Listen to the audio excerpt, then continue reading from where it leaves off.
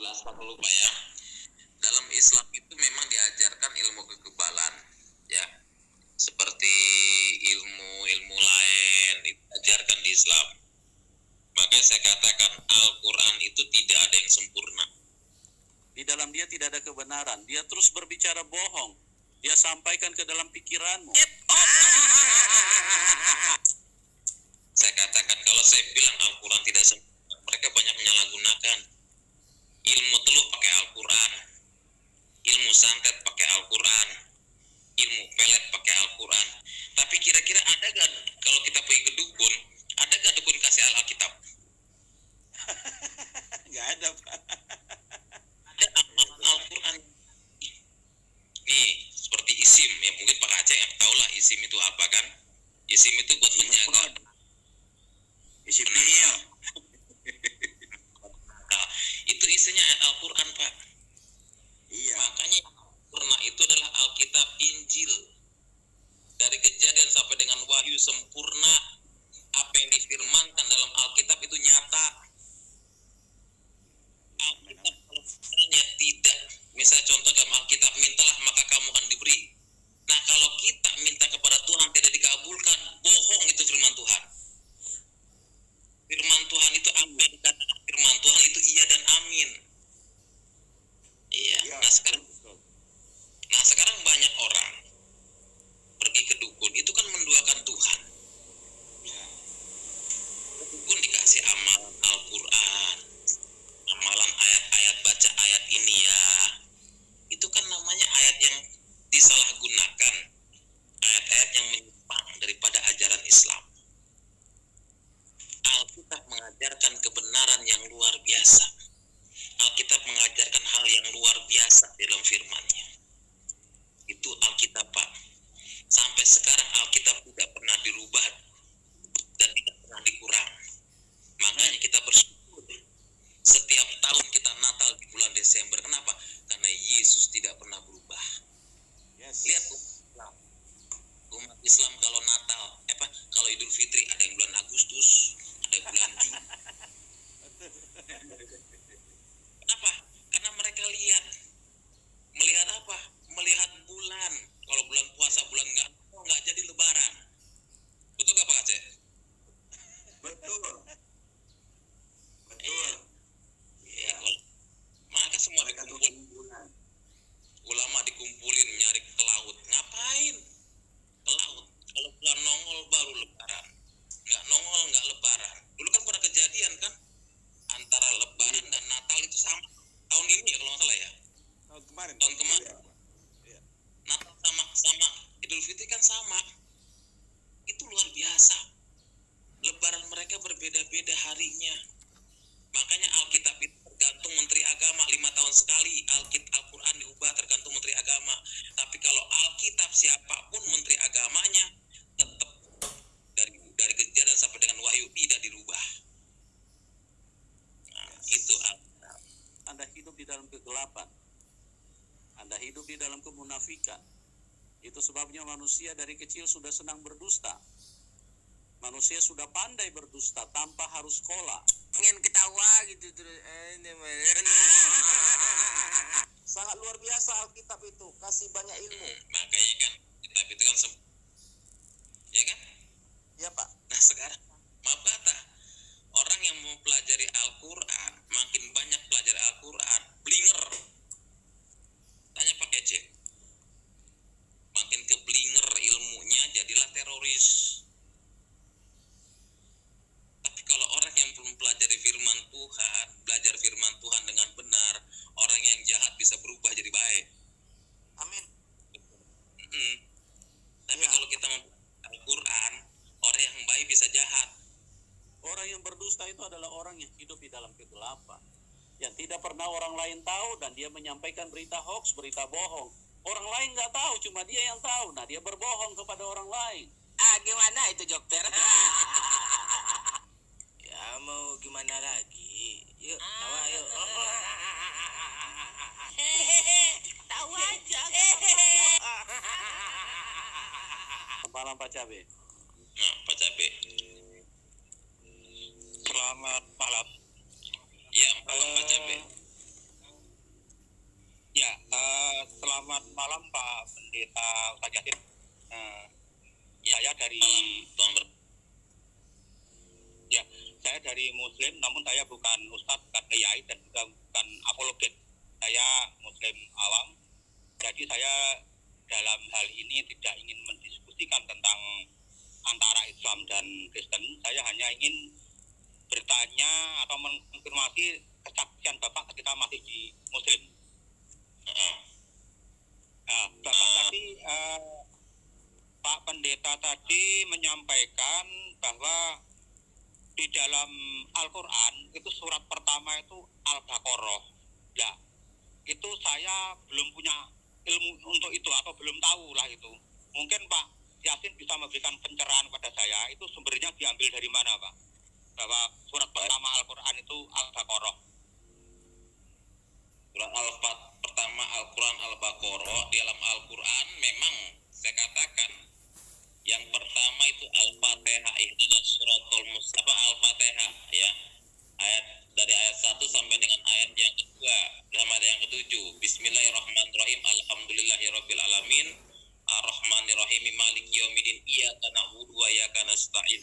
Nah, itu surah Al-Fatihah. Makanya maka tadi Al-Qur'an itu diambil surah Al-Fatihah. Ya. Al-Baqarah saya katakan dalam Al-Qur'an ya, yaitu surat yang paling panjang ya dalam Al-Quran. Tapi kenapa di Al-Quran itu kebanyakan dipakai soal Al-Fatihah? Kenapa nggak dipakai soal Al-Baqarah? Padahal ayat pertama Al-Baqarah dibicarakan. Mungkin Pak Kacik bisa menjelaskan, Pak Kacik, silahkan Pak Kacik menambahkan. Ya. Pak Yasin tadi bilang surat pertama itu adalah Al-Baqarah, bilangnya Pak Yasin. Makanya saya kan belum pernah tahu. Sapi betina, dan saya bilang setiap umat Islam selalu yang dibaca dalam sholat adalah surah Al-Fatihah, ngirim surat arwah Al-Fatihah, tahlilan surat Al-Fatihah. Al-Baqarah dalam Al-Quran itu semuanya berbicara tentang masalah binatang, Al-Baqarah sapi betina dan lain sebagainya. Itu Al-Quran itu semuanya berbicara tentang masalah binatang, Al-Baqarah sapi betina dan lain sebagainya. Itu. Salah ngomong. Lanjut.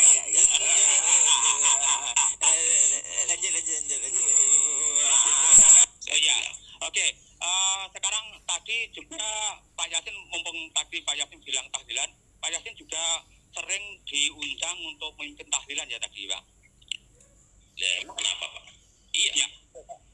Ya, tolong bisa dicontohkan di sini untuk tahlilan Pak, mulai dari tawasulnya sampai sedikit aja. Gak penting habisin waktu Pak, kalau saya mau tahlilan mulai itu apa? saya dengan kalimat la ilaha illallah aja ya. La ilaha illallah. Nah, itu 33 kali. Bukan mulai dari tawasulnya Pak. Mulai pertama ini muter-muter di situ. tahlilan itu loh Pak. Pak. Diam. Ya, silakan Pak Yasin.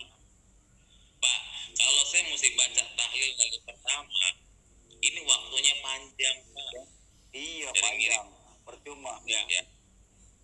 Enggak, saja daripada Bapak ngoceh ini baca sedikit saja untuk pertama saja kan bisa Pak. Contoh ala Sayyidina Muhammad ya, saya contohkan tahlilan la ilaha illallah, la ilaha illallah, la ilaha illallah. Itu tahlilan Pak. Nah, Ya. itu contohnya. Untuk apa lagi? Daripada Bapak seperti itu kan baca kan sudah selesai tadi mulai tawasul yang pertama itu. Coba Pak. Lah tawasul buat apa dibaca kalau saya tuh ngikut diundang, kecuali saya mimpin tahlilan. Ini kan Pak Yasin, ini orang kan awam, jadi tidak mengerti arti tawasul.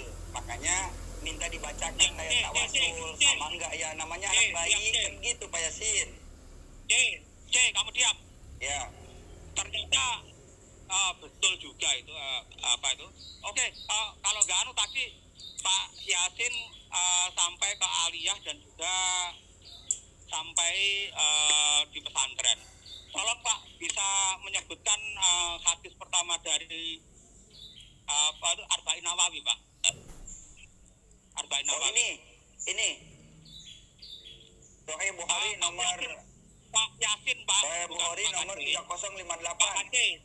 Pak Aceh, saya Ya. tanya pada Pak Yasin. Pak Yasin. Ya. Ya. Pak Cabe, Anda sudah pernah melihat malaikat belum? C, diam C. Bikin malu aja. Makanya micin itu dikurangin.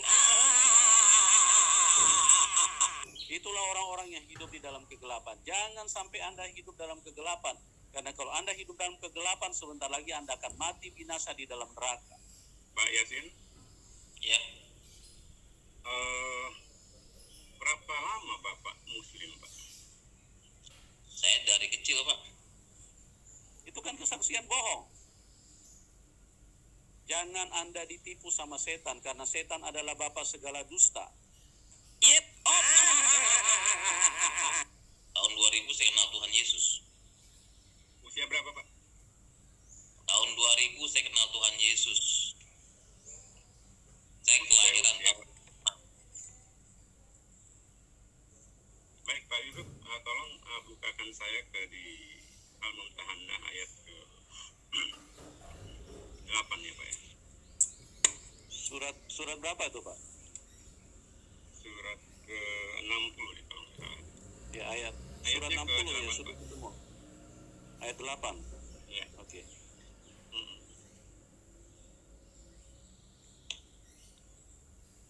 Oke, itu sudah di layar, Pak Saro.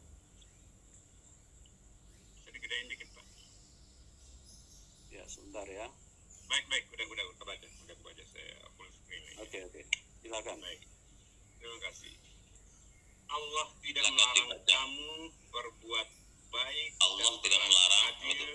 terhadap orang-orang yang tidak memerangimu di dalam urusan agama dan tidak mengusir kamu dari kampung halamanmu. Sesungguhnya Allah mencintai orang-orang yang berlaku adil. Jadi pertanyaan saya ke Pak Joshua, pernahkah Bapak membaca ayat ini pada saat Bapak menjadi Muslim? Sehingga Bapak punya ruang membakar gereja, membenci orang Kristen. Baik, penjelasan Bapak saya jawab ya. Saya jawab Pak. Kenapa saya benci dengan kekristenan? Ya, saya jawab. Kenapa saya benci dengan kekristenan? Karena ada dalil Al-Quran yang menyatakan inna dina indallahi Islam. Ayat ini yang sudah tertanam di hati saya. Bagaimana caranya supaya saya bisa memerangi orang-orang Kristen itu masuk Islam? Yang disebut jihad fisabilillah. Jihad fisabilillah. Wahai MU, kemarin Anda ketawa kan? Sekarang kita ketawain MU nih yuk. Yep. Oh. Supaya orang Islam itu, orang Kristen masuk Islam. Gitu. Baik, Nah, apa itu yang Bapak saya- pahami dengan kalimat inna dina indallahil Islam? Apa yang Bapak pahami? yang saya pahami dari ayat ini adalah agama yang paling benar dan sempurna adalah Islam, Pak Sahrul. Lalu kenapa Anda membenci orang lain dengan kebenaran Islam itu? Kan saya sudah katakan sekali lagi sama Pak Sahrul, niat tujuan saya memerangi orang Kristen supaya orang Kristen itu masuk Islam. Baik, saya tangkap. Artinya itu justifikasi Bapak terhadap ayat itu. Iya, ayat itu yang membuat saya jadi Baik, saya tangkap ya. Artinya Islam tidak mengajarkan untuk membenci dan membakar gereja, tapi Bapak melakukan. Saya tangkap? Bapak bilang, oke Pak, ini baru satu ayat Bapak katakan bahwa Islam itu tidak membenci kan? Maksudnya Pak Yusuf ini Pak Makanya ayat Yasin ini ini saya sampaikan oknum, kepada Bapak. bukan ajaran Jadi Islam. gini, Itu tolong Pak Yusuf, paham saya maksudnya bicara saya. dulu. Jadi gini, jadi maksud saya menyampaikan ayat ini Pak Yusuf, agar orang Islam seperti Pak Yasin ini tidak salah makna terhadap ayat-ayat Al-Quran. Allah sendiri memberikan ruang kepada kami untuk berlaku baik dan berlaku adil terhadap orang yang tidak memerangi kami di dalam urusan agama. Artinya apa? Indonesia akan jaya dan makmur bila kita tidak salah membaca Al-Quran. Itu kan kesaksian hoax, kesaksian bohong, kesaksian yang menyesatkan. Atkan. Kesaksian apa ini? Kesaksian bohong. Membohongi diri sendiri, membohongi orang lain, dan yang terutama membohongi Tuhan. Bikin malu aja. Makanya micin itu dikurangin.